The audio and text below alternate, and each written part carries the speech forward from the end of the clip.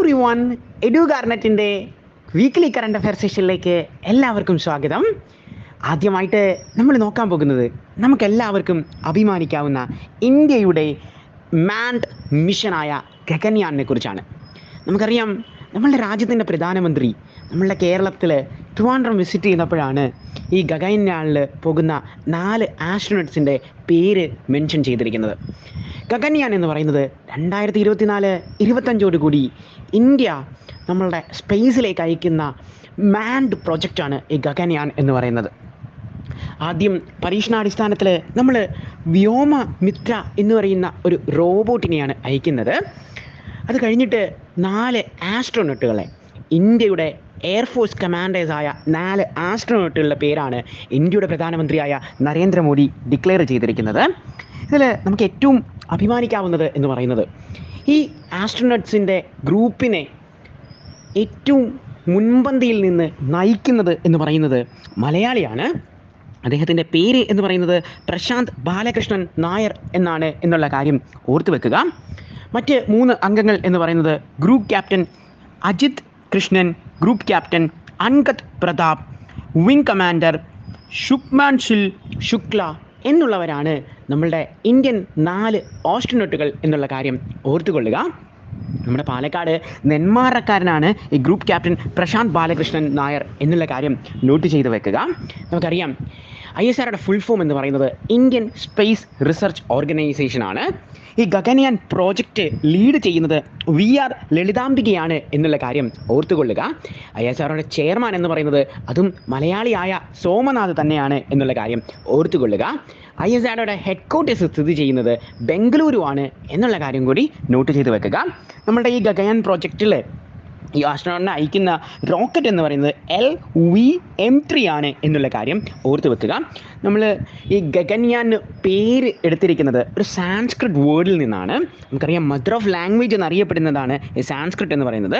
Craft അല്ലെങ്കിൽ vehicle to sky എന്നൊക്കെയുള്ള അർത്ഥം വെക്കുന്ന സാൻസ്ക്രിറ്റ് നെയിമാണ് നമ്മൾ ഗഗൻയാൻ അഡോപ്റ്റ് ചെയ്തിരിക്കുന്നത് എന്നുള്ള കാര്യം കൂടി ഓർത്ത് വെക്കുക. അടുത്തതായിട്ട് നമ്മൾ ഡിസ്കസ് ചെയ്യാൻ പോകുന്നത് ഒരു ഇൻ്റർനാഷണൽ കറണ്ട് അഫെയർ ആണ്. Knight of the legion of honour. നമുക്കറിയാം, the highest civilian award of France is known as knight of the legion of honour എന്നറിയപ്പെടുന്നത്. ഈ അവാർഡ് കിട്ടിയിരിക്കുന്നത് നമുക്കെല്ലാവർക്കും അഭിമാനിക്കാവുന്ന മലയാളിയായ നമ്മളുടെ ശശി തരൂരിനാണ് എന്നുള്ള കാര്യം ഓർത്തുകൊള്ളുക. ഫ്രാൻസിൻ്റെ പ്രസിഡന്റ് എന്ന് പറയുന്നത് ഇമാനുവൽ മാക്രോൺ ആണ് എന്നുള്ള കാര്യം ഓർത്തുകൊള്ളുക. ഫ്രാൻസിൻ്റെ ക്യാപിറ്റൽ എന്ന് പറയുന്നത് പാരീസ് ആണ്. നമ്മൾ ഫ്രാൻസിൻ്റെ ഹയസ്റ്റ് സിവിലിയൻ അവാർഡിനെ കുറിച്ച് പഠിക്കുമ്പോൾ സ്വാഭാവികമായും നമ്മുടെ എക്സാമുകൾക്ക് ഏറ്റവും കൂടുതൽ തവണ ചോദിക്കുന്ന ഇന്ത്യയുടെ ഹയസ്റ്റ് സിവിലിയൻ അവാർഡിനെ കുറിച്ചും കൂടി നമുക്ക് ഡിസ്കസ് ചെയ്യാം. ഇന്ത്യയുടെ ഏറ്റവും ഹയസ്റ്റ് സിവിലിയൻ അവാർഡ് എന്ന് പറയുന്നത് ഭാരത് രത്നമാണ് എന്നുള്ള കാര്യം ഓർത്തുകൊള്ളുക. ഭാരത് രത്ന, പത്മവിഭൂഷൺ, പത്മഭൂഷൺ, പത്മശ്രീ എന്നീ ക്രോണോളജിക്കൽ ഓർഡറിലാണ് ഇന്ത്യയിലെ അവാർഡുകൾ പോകുന്നത് എന്നുള്ള കാര്യം കൂടി ഓർത്തുകൊള്ളുക. ഇന്ത്യയിൽ മൊത്തം 53 പേർക്കാണ് രാജ്യം ഭാരതരത്നം കൊടുത്തിരിക്കുന്നത് എന്നുള്ള കാര്യം ഓർക്കുക. ഇതിൽ 5 പേർ വനിതകളാണ് എന്നുള്ള കാര്യം കൂടി നോട്ട് ചെയ്ത് വെക്കുക. അടുത്തതായിട്ട് നമ്മൾ ഡിസ്കസ് ചെയ്യാൻ പോകുന്നത് Dada Sahib Phalke international film festival award 2024 ബന്ധപ്പെട്ടിട്ടുള്ള കറണ്ട് അഫെയർ ആണ്. ഇത്തവണത്തെ Dadabhai Phalke film international festival award നടന്നത് മുംബൈയിൽ വെച്ചാണ് എന്നുള്ള കാര്യം ഓർത്തുകൊള്ളുക. ഇത്തവണത്തെ എഡിഷൻ എന്ന് പറയുന്നത് 17th എഡിഷൻ ആണ് എന്നുള്ള കാര്യം കൂടി നോട്ട് ചെയ്ത് വെക്കുക. നമുക്കറിയാം, Dadabhai Phalke international film festival award നമ്മളുടെ ഇന്ത്യൻ സിനിമയിലെ ഏറ്റവും പ്രധാനപ്പെട്ട ഒരു അവാർഡാണ് Dadabhai Saheb Phalke international film festival award എന്ന് പറയുന്നത്. ബെസ്റ്റ് ആക്ടറായി തിരഞ്ഞെടുത്തിരിക്കുന്നത് നമ്മളുടെ ഷാരൂഖ് ഖാനെയാണ് എന്നുള്ള കാര്യം ഓർത്തുകൊള്ളുക. ഷാരൂഖ് ഖാൻ്റെ ജവാൻ എന്ന് പറയുന്ന സിനിമയിലാണ് ഷാരൂഖ് ഖാന് ഈ ബെസ്റ്റ് ആക്ടർ എന്ന് പറയുന്ന പുരസ്കാരം നൽകിയിരിക്കുന്നത്.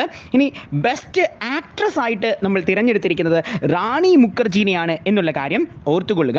ബെസ്റ്റ് ഫിലിമായിട്ട് തിരഞ്ഞെടുത്തിരിക്കുന്നതും ജവാൻ തന്നെയാണ് എന്നുള്ള കാര്യം നോട്ട് ചെയ്ത് വെക്കുക. ബെസ്റ്റ് ഡയറക്ടർ എന്ന് പറയുന്നത് ആനിമൽ എന്ന സിനിമയിൽ സന്ദീപ് റെഡ്ഡി വാങ്കയ്ക്കാണ് എന്നുള്ള കാര്യം കൂടി ഓർത്തു വെക്കുക. അടുത്തതായിട്ട് നമ്മൾ ഡിസ്കസ് ചെയ്യാൻ പോകുന്നത് ഒരു ബാങ്കിങ് കറണ്ട് അഫെയർ ആണ്. നമ്മളുടെ ICICI ബാങ്കിൻ്റെ നോൺ എക്സിക്യൂട്ടീവ് പാർട്ട് ടൈം ചെയർമാനായിട്ട് പ്രദീപ് കുമാർ സിൻഹയെ അപ്പോയിൻറ്റ് ചെയ്യുന്നു എന്നുള്ള വാർത്തയാണ് നമ്മൾ ഡിസ്കസ് ചെയ്യുന്നത്. 5 വർഷത്തേക്ക് പീരീഡിലേക്കാണ് നമ്മളുടെ ചെയർമാൻ ആയിട്ട് പ്രദീപ് കുമാർ സിൻഹയെ അപ്പോയിൻറ്റ് ചെയ്തത് എന്നുള്ള കാര്യം ഓർത്തുകൊള്ളുക. നമുക്കറിയാം നമ്മളുടെ ICICI ബാങ്കിൻ്റെ ഹെഡ് ക്വാർട്ടേഴ്സ് സ്ഥിതി ചെയ്യുന്നത് ഇന്ത്യയുടെ ഫിനാൻഷ്യൽ ക്യാപിറ്റലായ മുംബൈയിലാണ് എന്നുള്ള കാര്യം ഓർത്തുകൊള്ളുക. ICICI ബാങ്കിൻ്റെ CEO എന്ന് പറയുന്നത് സന്ദീപ് ബക്ഷിയാണ് എന്നുള്ള കാര്യം കൂടി ഓർത്തുകൊള്ളുക. അടുത്തതായിട്ട് നമ്മൾ ഡിസ്കസ് ചെയ്യാൻ പോകുന്നത് സ്പോർട്സിൽ നിന്നുള്ള ഒരു കറണ്ട് അഫെയർ ആണ്. നമ്മളുടെ എക്സാമിനേഷൻസിന് സ്പോർട്സ് എന്ന് പറയുന്നത് വളരെ ഇമ്പോർട്ടൻ്റ് ആയിട്ടുള്ള ഒരു ഹോട്ട് ടോപ്പിക്കാണ്. സ്പോർട്സിലെ 2020 ക്രിക്കറ്റുമായി ബന്ധപ്പെട്ടിട്ടുള്ള ഒരു ടോപ്പിക്കാണ് നമ്മൾ ഡിസ്കസ് ചെയ്യുന്നത്. പാകിസ്ഥാൻ്റെ ക്രിക്കറ്റ് പ്ലെയറായ ബാബർ അസം 2020 ക്രിക്കറ്റിൽ ഏറ്റവും അതിവേഗത്തിൽ 10,000 റൺസ് തികച്ച ബാറ്റ്സ്മാനാണ് നമ്മളുടെ ബാബർ അസം എന്നുള്ള കാര്യം ഓർത്തുകൊള്ളുക. 271 ഇന്നിങ്സിലൂടെയാണ് ബാബർ അസം 2020 ക്രിക്കറ്റിൽ 10,000 റൺസ് തികയ്ക്കുന്നത്. ഇതിന് മുൻപ് ഈ റെക്കോർഡ് നമ്മളുടെ വെസ്റ്റ് ഇൻഡീസ് പ്ലെയറായ ക്രിസ് ഗെയിലിൻ്റെ പേരിലായിരുന്നു എന്നുള്ള കാര്യം നോട്ട് ചെയ്ത് വെക്കുക. ക്രിസ് ഗെയിൽ 285 ഇന്നിങ്സിലൂടെയായിരുന്നു 10,000 റൺസ് തികച്ചത്. ഇനി മൂന്നാം സ്ഥാനത്ത് നിൽക്കുന്നത് നമ്മളുടെ രാജ്യത്തെ വിരാട് കോഹ്ലിയാണ് എന്നുള്ള കാര്യം ഓർത്തുകൊള്ളുക. അപ്പോൾ ഇന്ത്യയിൽ ഏറ്റവും വേഗത്തിൽ 10,000 റൺസ് തികച്ചത് ആരാണ് എന്ന് ചോദിച്ചു കഴിഞ്ഞാൽ അത് വിരാട് കോഹ്ലിയാണ്. ലോകത്തിൽ ആരാണ് എന്ന് ചോദിച്ചു കഴിഞ്ഞാൽ അത് നമ്മുടെ പാകിസ്ഥാൻ ക്രിക്കറ്റ് പ്ലെയറായ ബാബർ അസം ആണ് എന്നുള്ള കാര്യം ഓർത്തുകൊള്ളുക. നമുക്കറിയാം ഈ ക്രിക്കറ്റ് ബോർഡുകളുമായി ബന്ധപ്പെട്ടിട്ട് ഉള്ള ചോദ്യങ്ങൾ വരാറുണ്ട്. അതായത് നമ്മളുടെ ക്രിക്കറ്റുമായി ബന്ധപ്പെട്ടിട്ട് ICC ആണ് ക്രിക്കറ്റിൻ്റെ ബോർഡ് എന്നുള്ള കാര്യം ഓർത്തുകൊള്ളുക. ഇൻ്റർനാഷണൽ കൗൺസിൽ ഫോർ ക്രിക്കറ്റ് എന്നറിയപ്പെടുന്ന ICC ആണ് ക്രിക്കറ്റിൻ്റെ ബോർഡ്. ഇനി അത് ഇന്ത്യയിലാണെങ്കിൽ അത് BCCI ആണ് എന്നുള്ള കാര്യം കൂടി ഓർത്തു വെക്കുക. അടുത്തതായിട്ട് നമ്മൾ ഡിസ്കസ് ചെയ്യാൻ പോകുന്ന ഒരു സ്റ്റാറ്റിക് GK റിലേറ്റഡ് ആയിട്ടുള്ള ഒരു കറണ്ട് അഫെയർ ആണ്. ഇന്ത്യയിലെ ഏറ്റവും നീളം കൂടിയ ഗതാഗത തുരങ്കം എന്നറിയപ്പെടുന്ന ഇന്ത്യയിലെ ലോങ്ങസ്റ്റ് റെയിൽ ടണൽ ഏതാണ് എന്നുള്ളതാണ് നമ്മൾ ഡിസ്കസ് ചെയ്യാൻ പോകുന്നത്.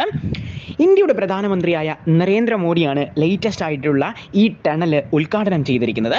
ഇതിൻ്റെ പേര് എന്ന് പറയുന്നത് ഉദയംപൂർ ശ്രീനഗർ ബാരാമുള്ള റെയിൽ ലിങ്ക് എന്നുള്ളതാണ് എന്നുള്ള കാര്യം ഓർത്തുകൊള്ളുക. കാശ്മീരിലാണ് ഈ ടണൽ എന്നുള്ള കാര്യം കൂടി നോട്ട് ചെയ്ത് വെക്കുക.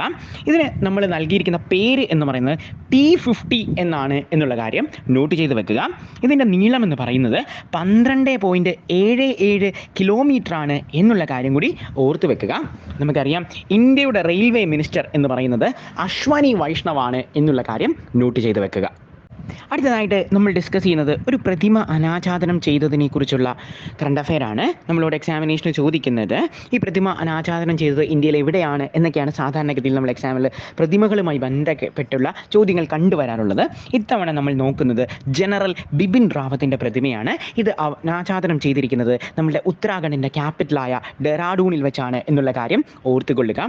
ജനറൽ ബിപിൻ റാവത്ത് എന്ന് പറയുന്നത് ഇന്ത്യയുടെ ചീഫ് ഓഫ് ഡിഫൻസ് സ്റ്റാഫായ ആദ്യത്തെ വ്യക്തിയാണ് എന്നുള്ള കാര്യം ഓർത്തുകൊള്ളുക. ഇന്ത്യയുടെ ആദ്യത്തെ CDS ആണ് നമ്മളുടെ ജനറൽ ബിപിൻ റാവത്ത്. നമുക്കറിയാം നമ്മളുടെ കുർണൂലിനടുത്ത് വെച്ച് ഒരു ചോപ്പർ അറ്റാക്കിലായിരുന്നു ഇന്ത്യയുടെ CDS ആയ ജനറൽ ബിപിൻ റാവത്ത് മരണപ്പെടുന്നത് എന്നുള്ള കാര്യം ഓർത്തുകൊള്ളുക.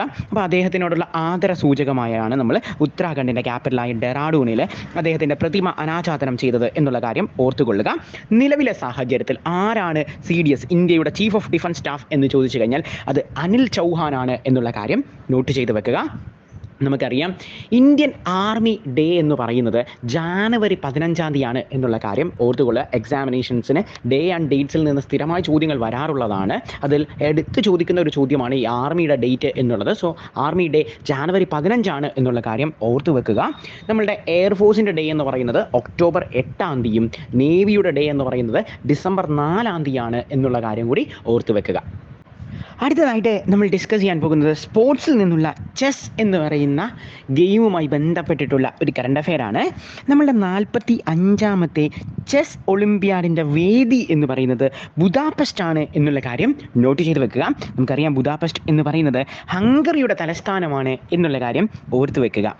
നമുക്ക് എക്സാമിനേഷന് സാധാരണഗതിയിൽ ചോദിക്കുന്ന ഒരു ചോദ്യം, ഒരു പ്ലെയറിൻ്റെ പേര് നൽകിയതിന് ശേഷം ഇത് ഏത് ഗെയിമുമായി ബന്ധപ്പെട്ടിട്ടുള്ളതാണ് എന്നുള്ള കാര്യം നമ്മളോട് സാധാരണഗതിയിൽ എക്സാമിനേഷന് ചോദിക്കും.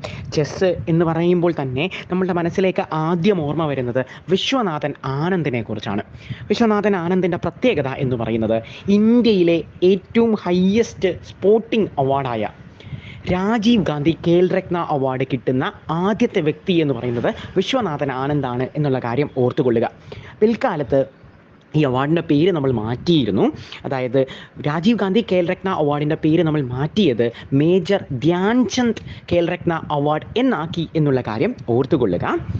ചെസ്സുമായി ബന്ധപ്പെട്ടിട്ട് നമുക്ക് ഇന്ത്യയിൽ ഫേമസ് ആയ ബാക്കി 2 ചെസ് പ്ലെയേഴ്സിനെ കൂടി നമുക്ക് ഒന്ന് ഡിസ്കസ് ചെയ്യാം. ഒന്ന് നമുക്ക് എല്ലാവർക്കും അറിയാവുന്ന പ്രജ്ഞാനന്ദയാണ്. എക്സാമിനേഷന് ചോദിക്കുന്നത് പ്രജ്ഞാനന്ദ ഏത് കളിയുമായി ബന്ധപ്പെട്ടിരിക്കുകയാണ് എന്ന് ചോദിച്ചാൽ ചെസ്സാണ് എന്നുള്ള കാര്യം ഓർത്തുകൊള്ളുക. വൈശാലി രമേശ് ബാബുവും ഇന്ത്യയുടെ ചെസ് പ്ലെയറാണ്. ഒരു വനിതാ വിഭാഗത്തിൽ നിന്ന് വരുന്ന ഇന്ത്യയുടെ ചെസ് പ്ലെയറാണ്. നമ്മുടെ പ്രജ്ഞാനന്ദയുടെ സിസ്റ്റർ കൂടിയാണ് വൈശാലി രമേശ് ബാബു എന്നുള്ള കാര്യം ഓർത്തുകൊള്ളുക. അപ്പോൾ നമ്മൾ ഡിസ്കസ് ചെയ്തിരുന്നു 45ാമത്തെ ചെസ് ഒളിമ്പ്യാഡ് സ്ഥിതി ചെയ്യുന്നത് നമ്മളുടെ ബുദാപെസ്റ്റ് എന്ന് പറയുന്ന സ്ഥലത്ത് വെച്ചാണ് ഇത്തവണത്തെ ചെസ് ഒളിമ്പ്യാഡ് നടക്കുന്നത്. ഹംഗറിയുടെ തലസ്ഥാനമാണ്, ക്യാപിറ്റലാണ് എന്നുള്ള കാര്യം നമ്മൾ ഡിസ്കസ് ചെയ്തു. അപ്പോൾ നമുക്ക് സ്വാഭാവികമായിട്ടും നമ്മളൊരു രാജ്യം പഠിക്കുമ്പോൾ അവിടുത്തെ കറൻസി കൂടി പഠിച്ചു വെക്കുന്നത് വളരെ ഇമ്പോർട്ടൻ്റ് ആണ്. സോ ഹംഗറിയുടെ കറൻസി എന്ന് പറയുന്നത് ഹംഗേറിയൻ ഫോറൻഡ് ആണ് എന്നുള്ള കാര്യം കൂടി നോട്ട് ചെയ്ത് വെക്കുക. അടുത്തതായിട്ട് നമ്മൾ ഡിസ്കസ് ചെയ്യുന്നത് ഒരു സംയുക്ത സൈനിക അഭ്യാസമാണ്. അതായത് നമ്മളുടെ രാജ്യം മറ്റു രാജ്യക്കാരുമായിട്ട് സൈനിക അഭ്യാസങ്ങൾ നടത്താറുണ്ട്. ഇത് എക്സാമിനേഷന് വളരെ ഇമ്പോർട്ടൻ്റ് ആയിട്ടുള്ള ഒരു ടോപ്പിക്കാണ്. ഇത്തവണ നമ്മൾ ഡിസ്കസ് ചെയ്യാൻ പോകുന്നത് ധർമ്മ ഗാർഡിയർ എന്ന് പറയുന്ന ഒരു സൈനിക അഭ്യാസത്തെക്കുറിച്ചാണ്. ഈ ധർമ്മ ഗാർഡിയൻ എന്ന് പറയുന്ന സൈനിക അഭ്യാസം ഇന്ത്യയും ജപ്പാനും കൂടി നടത്തിയതാണ് എന്നുള്ള കാര്യം ഓർത്തുകൊള്ളുക. എക്സാമിന് പല രീതിയിൽ ചോദിക്കാറുണ്ട്. ഈ ധർമ്മ ഗാർഡിയൻ എന്നുള്ള പേര് നൽകിയിട്ട് ഇത് ഏത് രാജ്യവുമായിട്ടുള്ളതാണ് എന്ന് ചോദിക്കും. ഇനി രാജ്യത്തിൻ്റെ പേര് നൽകിയിട്ട് ആ അഭ്യാസത്തിൻ്റെ പേരെന്താണ് എന്നും ചോദിക്കാറുണ്ട്. സോ ധർമ്മ ഗാർഡിയൻ ആണ് ഇന്ത്യയും ജപ്പാനും തമ്മിൽ നടത്തിയത് എന്നുള്ള കാര്യം ഓർത്തുകൊള്ളുക. രാജസ്ഥാനിൽ വെച്ചാണ് നമ്മൾ ഈ അഭ്യാസം നടത്തിയിരിക്കുന്നത്. ഇന്ത്യയും ജപ്പാനുമായിട്ടുള്ള ഈ സംയുക്ത സൈനിക അഭ്യാസം 5ാമത്തേതാണ് ഈ ധർമ്മ ഗാർഡിയൻ എന്നുള്ള കാര്യം ഓർത്തുകൊള്ളുക. നമുക്കറിയാം ഇന്ത്യൻ ആർമിയുടെ ചീഫ് എന്നറിയപ്പെടുന്നത് ജനറൽ മനോജ് പാണ്ഡെയാണ് എന്നുള്ള കാര്യം ഓർത്തുകൊള്ളുക. ജപ്പാനെക്കുറിച്ച് കൂടുതൽ ഡീറ്റെയിൽസ് നോക്കുകയാണെങ്കിൽ ജപ്പാൻ്റെ ക്യാപിറ്റൽ എന്ന് പറയുന്നത് ടോക്കിയോ ആണ് എന്നുള്ള കാര്യം നോട്ട് ചെയ്ത് വെക്കുക. ജപ്പാൻ്റെ കറൻസി എന്ന് പറയുന്നത് യെൻ ആണ്. ജപ്പാൻ്റെ പ്രധാനമന്ത്രി എന്ന് പറയുന്നത് ഫുമിയോ കിഷിൻഡയാണ് എന്നുള്ള കാര്യം നോട്ട് ചെയ്ത് വെക്കുക. അതുപോലെ തന്നെ നമ്മൾക്കറിയാം രാജസ്ഥാനിൽ വെച്ചാണ് ഈ അഭ്യാസം നടക്കുന്നത് എന്നുള്ള കാര്യം. രാജസ്ഥാൻ്റെ പ്രത്യേകത എന്ന് പറയുന്നത് ഇന്ത്യയിലെ ഏറ്റവും വലിയ സംസ്ഥാനം എന്ന് പറയപ്പെടുന്നത് രാജസ്ഥാനാണ് എന്നുള്ള കാര്യം ഓർത്തുകൊള്ളുക. പാകിസ്ഥാനുമായി അതിർത്തി പങ്കിടുന്ന ഇന്ത്യയിലെ ഒരു സംസ്ഥാനം കൂടിയാണ് രാജസ്ഥാൻ. മൊത്തം 3 സംസ്ഥാനങ്ങളുമായിട്ടാണ് പാകിസ്ഥാൻ അതിർത്തി പങ്കിടുന്നത് എന്നുള്ള കാര്യം ഓർത്തുകൊള്ളുക. രാജസ്ഥാനും പഞ്ചാബും ഗുജറാത്തുമായിട്ടാണ് നമ്മളുടെ പാകിസ്ഥാൻ അതിർത്തി പങ്കിടുന്നത്. രാജസ്ഥാൻ്റെ ക്യാപിറ്റൽ എന്നറിയപ്പെടുന്നത് ഇന്ത്യയിലെ പിങ്ക് സിറ്റി എന്നറിയപ്പെടുന്ന ജയ്പൂരാണ് എന്നുള്ള കാര്യം ഓർത്തുകൊള്ളുക. ഈ അടുത്താണ് രാജസ്ഥാനിലെ ഇലക്ഷൻ നടന്നത്. അതുകൊണ്ട് രാജസ്ഥാൻ്റെ ചീഫ് മിനിസ്റ്റർ പഠിച്ചു വെക്കേണ്ടത് വളരെ ഇമ്പോർട്ടൻ്റ് ആണ്. നിലവിലെ സാഹചര്യത്തിൽ രാജസ്ഥാൻ ഭരിക്കുന്നത് ഇന്ത്യയിലെ ഒരു നാഷണൽ പാർട്ടിയും ഇന്ത്യ ഭരിക്കുന്ന ഭാരതീയ ജനതാ പാർട്ടിയുമാണ് എന്നുള്ള കാര്യം ഓർത്തുകൊള്ളുക. ഭജൻലാൽ ശർമ്മയാണ് രാജസ്ഥാൻ്റെ ചീഫ് മിനിസ്റ്റർ എന്നുള്ള കാര്യം ഓർത്തു വെക്കുക. രാജസ്ഥാൻ്റെ ഗവർണർ എന്ന് പറയുന്നത് കൽരാജ് മിശ്രയാണ് എന്നുള്ള കാര്യം കൂടി നോട്ട് ചെയ്ത് വെക്കുക. അടുത്തതായിട്ട് നമ്മൾ ഡിസ്കസ് ചെയ്യാൻ പോകുന്നത് ഒരു അപ്പോയിൻമെൻറ്റുമായി ബന്ധപ്പെട്ടിട്ടുള്ള കറണ്ട് അഫെയർ ആണ്. നമ്മളുടെ ഇന്ത്യയുടെ ലോക്പാൽ ചെയർപേഴ്സണായിട്ട് ജസ്റ്റിസ് അജയ് മണിഖാരോ ഖാൻവിൽക്കറിനെ ഇന്ത്യയുടെ പ്രസിഡന്റ് അപ്പോയിൻറ്റ് ചെയ്തു എന്നുള്ള വാർത്തയാണ് നമ്മൾ ഡിസ്കസ് ചെയ്യുന്നത്. നമുക്കറിയാം നമ്മളുടെ ഇന്ത്യയിലെ അഴിമതി തടയുക എന്നുള്ള ലക്ഷ്യത്തോടു കൂടിയാണ് നമ്മൾ ഈ ലോക്പാൽ ഇൻട്രൊഡ്യൂസ് ചെയ്യുന്നത്. Anti corruption ombudsman of India എന്നറിയപ്പെടുന്നത് ഈ ലോക്പാലാണ് എന്നുള്ള കാര്യം ഓർത്തുകൊള്ളുക. ഈ ലോക്പാലിൻ്റെ ചെയർപേഴ്സണെയും മെമ്പേഴ്സിനെയും അപ്പോയിൻറ്റ് ചെയ്യുന്നത് ഇന്ത്യയുടെ പ്രസിഡൻ്റാണ് എന്നുള്ള കാര്യം ഓർത്തുകൊള്ളുക. നമ്മളുടെ ലോക്പാൽ ചെയർപേഴ്സൺ ആയ മുൻ സുപ്രീം കോടതി ജഡ്ജിയെ അപ്പോയിൻറ്റ് ചെയ്തപ്പോൾ തന്നെ അതിൻ്റെ മെമ്പേഴ്സിനെയും കൂടി ഇന്ത്യയുടെ പ്രസിഡന്റ് അപ്പോയിൻറ്റ് ചെയ്തു എന്നുള്ള കാര്യം നോട്ട് ചെയ്ത് വെക്കുക. നമുക്ക് ഈ മെമ്പേഴ്സ് ആരാണ് എന്നുള്ള കാര്യം കൂടി പരിചയപ്പെടാം. ജുഡീഷ്യൽ മെമ്പേഴ്സായിട്ട് അപ്പോയിൻറ്റ് ചെയ്തത് ജസ്റ്റിസ് ലിംഗപ്പ നാരായണ സ്വാമിയെയും ജസ്റ്റിസ് സഞ്ജയ് യാദവിനെയും ജസ്റ്റിസ് ഋതുരാജ് അശ്വതിനെയുമാണ് എന്നുള്ള കാര്യം ഓർത്തുകൊള്ളുക. ഇനി അതർ മെമ്പേഴ്സ് എന്ന് പറയുന്നത് സുശീൽ ചന്ദ്രയും പങ്കജ് കുമാറും അജയ് തിർക്കയുമാണ് എന്നുള്ള കാര്യം കൂടി ഓർത്തുകൊള്ളുക. നമുക്കറിയാം ഇന്ത്യയിൽ അഴിമതി തടയുക എന്നുള്ളൊരു ലക്ഷ്യത്തോടെയാണ് ലോക്പാൽ ലോകായുക്ത ആക്ട് കൊണ്ടുവരുന്നത്. ഈ ലോക്പാൽ ലോകായുക്ത ആക്ട് നിലവിൽ വരുന്നത് 2013 എന്നുള്ള കാര്യം കൂടി നോട്ട് ചെയ്ത് വെക്കുക. അടുത്തതായിട്ട് നമ്മൾ ഡിസ്കസ് ചെയ്യാൻ പോകുന്നത് ഒരു ബാങ്കിങ് അവാർഡാണ്. നമ്മളുടെ സൗത്ത് ഇന്ത്യൻ ബാങ്കിന് ഇത്തവണത്തെ best technology bank of year award കിട്ടി എന്നുള്ള കാര്യമാണ് നമ്മൾ ഡിസ്കസ് ചെയ്യുന്നത്. നമുക്കറിയാം നമ്മളുടെ ഇന്ത്യൻ ബാങ്കേഴ്സ് അസോസിയേഷൻ്റെ ആനുവൽ മീറ്റിംഗ് ഇത്തവണ നടന്നത് നമ്മളുടെ മഹാരാഷ്ട്രയുടെ ക്യാപിറ്റലായ മുംബൈയിലായിരുന്നു. ഈ പ്രോഗ്രാമിനിടയിൽ വെച്ചായിരുന്നു നമ്മളുടെ സൗത്ത് ഇന്ത്യൻ ബാങ്കിന് ഏറ്റവും ബെസ്റ്റ് ടെക്നോളജി ബാങ്ക് എന്ന് പറയുന്ന അവാർഡ് നൽകാൻ തീരുമാനിച്ചിരിക്കുന്നത്. ഇത്തവണത്തെ പ്രോഗ്രാം എന്ന് പറയുന്നത് 19th IBA annual banking technology conference ആണ് എന്നുള്ള കാര്യം ഓർത്തു വെക്കുക. അതുപോലെ തന്നെ നമുക്ക് പ്രധാനമായിട്ടും നോക്കാനുള്ളത് സൗത്ത് ഇന്ത്യൻ ബാങ്കിൻ്റെ MDയും CEO ആരാണ് എന്നുള്ളതാണ്. നമ്മുടെ സൗത്ത് ഇന്ത്യൻ ബാങ്കിൻ്റെ MD എന്ന് പറയുന്നത് PR ശശധരിയാണ് എന്നുള്ള കാര്യം ഓർത്തുകൊള്ളുക. ഈ അവാർഡ് അദ്ദേഹത്തിന് പ്രസൻറ്റ് ചെയ്തത് നമ്മളുടെ reserve bank of India, central bank of India, banks of bank എന്നൊക്കെ അറിയപ്പെടുന്ന റിസർവ് ബാങ്ക് ഓഫ് ഇന്ത്യ, ഈ ബാങ്കിൻ്റെ ഉപഗവർണറായ ഡെപ്യൂട്ടി ഗവർണറായ T. റാബി ശങ്കറാണ് അദ്ദേഹത്തിന് ഈ അവാർഡ് നൽകിയിരിക്കുന്നത്. നമുക്കറിയാം റിസർവ് ബാങ്ക് ഓഫ് ഇന്ത്യയുടെ ഗവർണർ എന്ന് പറയുന്നത് ശക്തികാന്ത് ദാസാണ്. സാധാരണഗതിയിൽ എക്സാമിനേഷൻസിന് ചോദിക്കുന്നൊരു പാറ്റേൺ ആണ്. RBI ഗവർണറുമായി ബന്ധപ്പെട്ട് നമ്മളോട് ചോദിക്കുന്നൊരു ചോദ്യം, ശക്തികാന്ത് ദാസ് ഇന്ത്യയിൽ എത്രാമത്തെ റിസർവ് ബാങ്ക് ഓഫ് ഇന്ത്യയുടെ ഗവർണറാണ് എന്ന് ചോദിക്കാറുണ്ട്. 25ാമത്തെ റിസർവ് ബാങ്ക് ഓഫ് ഇന്ത്യൻ ഗവർണറാണ് ശക്തികാന്ത് ദാസ് എന്നുള്ള കാര്യം ഓർത്തുകൊള്ളുക. നമ്മളുടെ ഈ പ്രോഗ്രാം ഓർഗനൈസ് ചെയ്യുന്നത് ഇന്ത്യൻ ബാങ്കേഴ്സ് അസോസിയേഷനാണ്. ഇത് നിലവിൽ വരുന്നത് 2005 എന്നുള്ള കാര്യം കൂടി ഇതോടുകൂടി നോട്ട് ചെയ്ത് വെക്കുക. അതുപോലെ സൗത്ത് ഇന്ത്യൻ ബാങ്കിൻ്റെ ഹെഡ് ക്വാർട്ടേഴ്സ് നമ്മൾ ശ്രദ്ധിക്കണം. നമുക്കറിയാം നമ്മളുടെ കേരളത്തിലെ തൃശ്ശൂർ പേരൂരാണ് സൗത്ത് ഇന്ത്യൻ ബാങ്കിൻ്റെ ഹെഡ് ക്വാർട്ടേഴ്സ് എന്നുള്ള കാര്യം കൂടി നോട്ട് ചെയ്ത് വെക്കുക. അടുത്തതായിട്ട് നമ്മൾ ഡിസ്കസ് ചെയ്യാൻ പോകുന്നത് ഒരു international static GK current affair ആണ്. നമ്മളുടെ പാകിസ്ഥാനിലെ പഞ്ചാബിലെ ആദ്യത്തെ വനിതാ ചീഫ് മിനിസ്റ്ററായിട്ട് മറിയം നവാസിനെ തിരഞ്ഞെടുത്തു എന്നുള്ള വാർത്തയാണ് നമ്മൾ ഡിസ്കസ് ചെയ്യുന്നത്. പാകിസ്ഥാൻ മുസ്ലിം ലീഗ് നവാസിലെ ഏറ്റവും പ്രധാനപ്പെട്ട നേതാവാണ് മറിയം നവാസ് എന്നുള്ള കാര്യം നോട്ട് ചെയ്ത് വെക്കുക. നമുക്കറിയാം പാകിസ്ഥാനിലെ ആദ്യത്തെ വനിതാ പ്രധാനമന്ത്രി എന്നറിയപ്പെടുന്നത് ബേനസീർ ഭൂട്ടോ ആണ് എന്നുള്ള കാര്യം നോട്ട് ചെയ്ത് വെക്കുക. സുൽഫിക്കർ അലി ഭൂട്ടോയുടെ മകളായിരുന്നു ഈ ബേനസീർ ഭൂട്ടോ എന്ന് പറയുന്നത്. പാകിസ്ഥാനിലെ വനിതാ പ്രധാനമന്ത്രിമാരിൽ ആദ്യത്തെ സ്ഥാനം നമ്മളുടെ ബേനസീർ ഭൂട്ടോയ്ക്കാണ്. എന്നാൽ ഇന്ത്യയിൽ ആദ്യത്തെ വനിതാ പ്രധാനമന്ത്രി എന്ന് പറയുന്നത്, ഇന്ത്യയിൽ ആകെ ഒരു തവണ മാത്രമാണ് ഒരു വനിതാ പ്രധാനമന്ത്രിയാകുന്നത്. അത് നമ്മളുടെ ഇന്ദിരാഗാന്ധിയാണ്. 4 തവണ ഇന്ദിരാഗാന്ധി പ്രധാനമന്ത്രി പദവി അലങ്കരിച്ചിട്ടുണ്ടെങ്കിലും ഇന്ത്യയിൽ ആകെ ഒരു വനിത മാത്രമാണ് പ്രധാനമന്ത്രി പദവി അലങ്കരിച്ചിട്ടുള്ളത് എന്നുള്ള കാര്യം ഓർത്തുകൊള്ളുക. അതുപോലെ തന്നെ ഇന്ത്യയിലെ ആദ്യമായിട്ട് ഒരു സംസ്ഥാനത്ത് ചീഫ് മിനിസ്റ്റർ പദവി അലങ്കരിക്കുന്നത് സുചേത്ര കൃപലാനിയാണ് എന്നുള്ള കാര്യം ഓർത്തുകൊള്ളുക.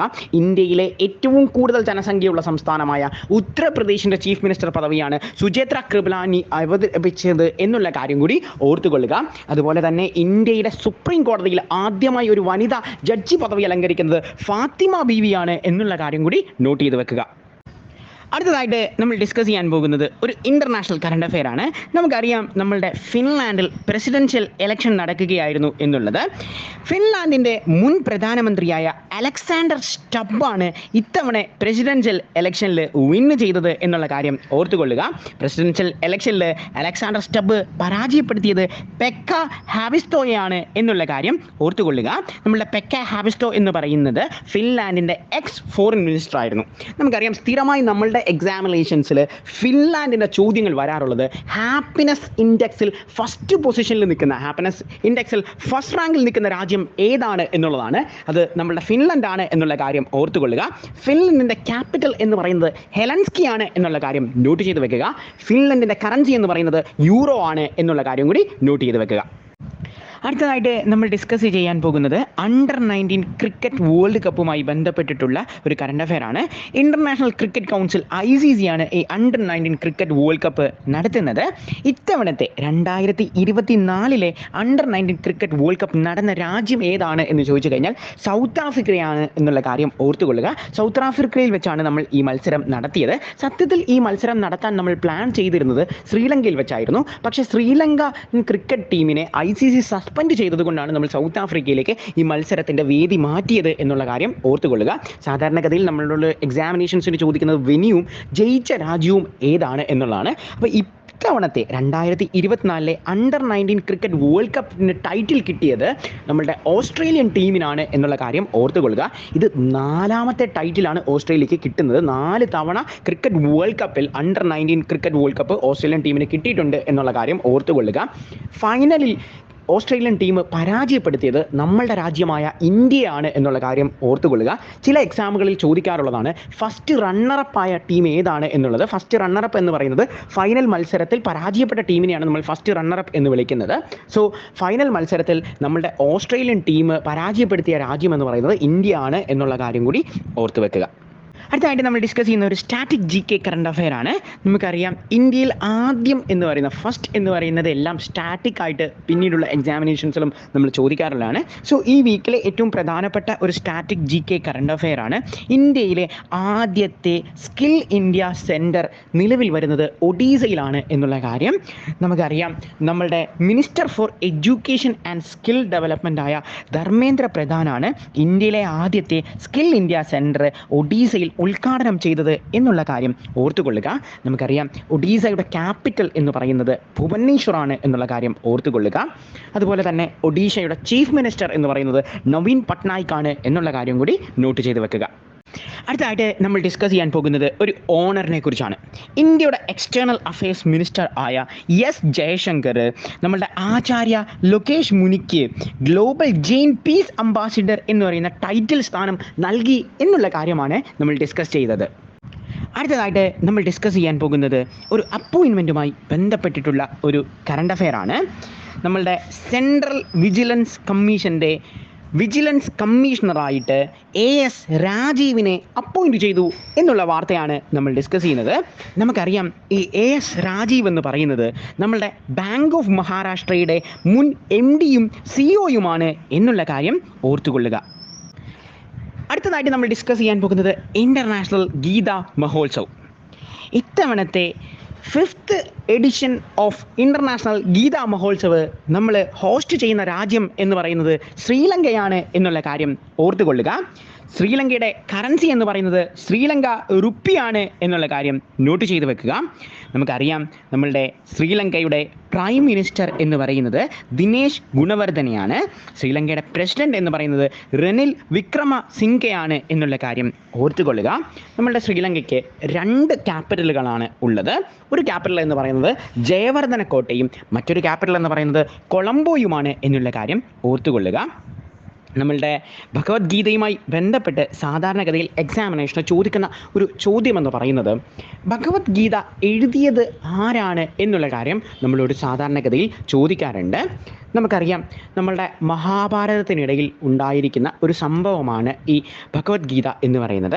അതായത് മഹാഭാരതം എഴുതിയ വ്യാസൻ തന്നെയാണ് ഭഗവത്ഗീതയും എഴുതിയത് എന്നുള്ള കാര്യം ഓർത്തുകൊള്ളുക.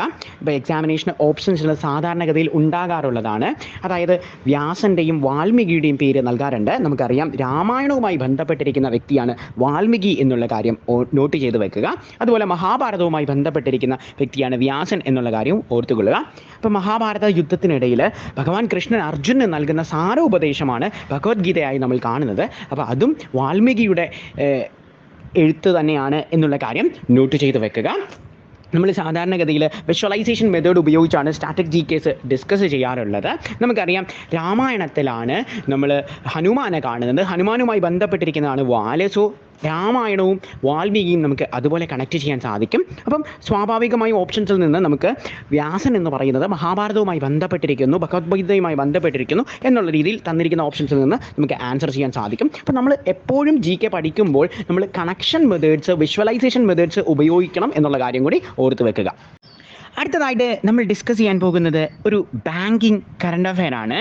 നമ്മളുടെ ഗീത ബത്രേ വേൾഡ് ബാങ്കിൻ്റെ ഗ്ലോബൽ എൻവയോൺമെൻറ്റ് ഫെസിലിറ്റിയിൽ അപ്പോയിൻറ്റ് ചെയ്തു എന്നുള്ള കാര്യമാണ് നമ്മൾ ഡിസ്കസ് ചെയ്യാൻ പോകുന്നത്. നമുക്ക് അറിയാം ഇന്ത്യയിലെ ഒരു പ്രധാനപ്പെട്ട എക്കണോമിസ്റ്റാണ് നമ്മളുടെ ഗീത ബത്ര എന്ന് പറയുന്നത്. ഇൻഡിപെൻഡൻറ്റ് എവല്യൂഷൻ ഓഫീസ് എന്ന് പറയുന്ന വേൾഡ് ബാങ്കിൻ്റെ ഗ്ലോബൽ എൻവയോൺമെൻറ്റ് ഫെസിലിറ്റിയിലേക്കാണ് നമ്മളുടെ ഗീത ബത്രയെ അപ്പോയിൻറ്റ് ചെയ്തത് എന്നുള്ള കാര്യം നോട്ട് ചെയ്ത് വെക്കുക. അവസാനമായിട്ട് നമ്മൾ ഡിസ്കസ് ചെയ്യുന്നത് ഒരു മരണ വാർത്തയാണ്. ഇന്ത്യയുടെ മുൻ ലോക്സഭാ സ്പീക്കറും ഇന്ത്യയുടെ മുൻ മഹാരാഷ്ട്ര ചീഫ് മിനിസ്റ്ററുമായ മനോഹർ ജോഷി മരണപ്പെട്ടു എന്നുള്ള വാർത്തയാണ് നമ്മൾ ഡിസ്കസ് ചെയ്യുന്നത്. നമുക്കറിയാം നമ്മളുടെ ലോക്സഭാ സ്പീക്കർ എന്ന് പറയുന്ന പദവി നമ്മൾ കടമെടുത്തത് യുണൈറ്റഡ് കിങ്ഡം ബ്രിട്ടീഷ് കോൺസ്റ്റിറ്റ്യൂഷൻ എന്നീ പറയുന്ന കോൺസ്റ്റിറ്റ്യൂഷനിൽ നിന്നാണ്. അതായത് എക്സാമിൻ്റെ ഓപ്ഷൻസിൽ ചിലപ്പോൾ യുണൈറ്റഡ് കിങ്ഡംസ് കോൺസ്റ്റിറ്റ്യൂഷൻ അല്ലെങ്കിൽ ബ്രിട്ടീഷ് കോൺസ്റ്റിറ്റ്യൂഷൻ, ഇംഗ്ലീഷ് കോൺസ്റ്റിറ്റ്യൂഷൻ എന്നെല്ലാം തരാറുണ്ട്. ഇതെല്ലാം ഒന്നാണ് എന്നുള്ള കാര്യം ഓർത്തുകൊള്ളുക. സോ ബ്രിട്ടീഷ് കോൺസ്റ്റിറ്റ്യൂഷനിൽ നിന്നാണ് നമ്മൾ ലോകസഭാ സ്പീക്കർ എന്നീ പറയുന്ന പദവി കടമെടുത്തത് എന്നുള്ള കാര്യം ഓർത്തുകൊള്ളുക. നിലവിലെ സാഹചര്യത്തിൽ ഇന്ത്യയിൽ 17ാമത്തെ ലോകസഭയാണ് നിലനിൽക്കുന്നത്. 17ാം ലോകസഭയുടെ സ്പീക്കർ എന്ന് പറയുന്നത് ഓം ബിർളയാണ് എന്നുള്ള കാര്യം ഓർത്തുകൊള്ളുക. അടുത്ത ഇലക്ഷൻ എന്ന് പറയുന്നത് നിലവിലെ സാഹചര്യത്തിൽ 1-2 മാസങ്ങൾക്കിടയിൽ ഇലക്ഷൻ ഉണ്ടാകും എന്നുള്ള കാര്യമാണ് ഇലക്ഷൻ കമ്മീഷൻ പറഞ്ഞിരിക്കുന്നത്. അപ്പോൾ 18ാമത്തെ ലോകസഭയാണ് ഇനി നിലവിൽ വരാൻ പോകുന്നത് എന്നുള്ള കാര്യം കൂടി ഓർത്തുകൊള്ളുക. നമുക്കറിയാം, ഇന്ത്യയുടെ പാർലമെൻറ്റിലെ ഒരു ഹൗസാണ് ഈ ലോകസഭ എന്ന് പറയുന്നത്. House of people, lower house എന്നൊക്കെ അറിയപ്പെടുന്നത് ലോകസഭയാണ് എന്നുള്ള കാര്യം ഓർത്തുകൊള്ളുക. 543 എലക്റ്റഡ് മെമ്പേഴ്സാണ് നമ്മളുടെ ലോകസഭയിലെ അംഗങ്ങൾ എന്നുള്ള കാര്യം ഓർത്തുകൊള്ളുക. ഈ 543-ൽ ഏറ്റവും ഭൂരിപക്ഷമുള്ള പാർട്ടി ഏതാണോ ആ പൊളിറ്റിക്കൽ പാർട്ടിക്കാണ് ഇന്ത്യ ഭരിക്കാൻ സാധിക്കുന്നത് എന്നുള്ള കാര്യം കൂടി ഓർത്തു വെക്കുക. ഇതോടുകൂടി ഇത്തവണത്തെ എഡ്യൂകാരൻ്റെ കറണ്ട് അഫെയർ സെഷൻ അവസാനിക്കുന്നു. Thank you. Bye.